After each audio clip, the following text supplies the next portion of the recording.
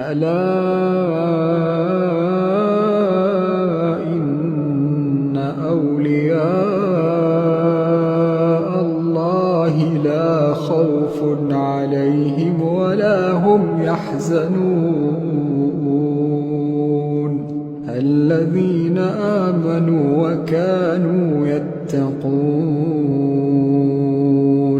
لهم البشرى في الحياة الدنيا وفي الآخرة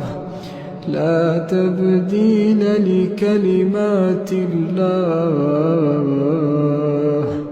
ذلك هو الفوز العظيم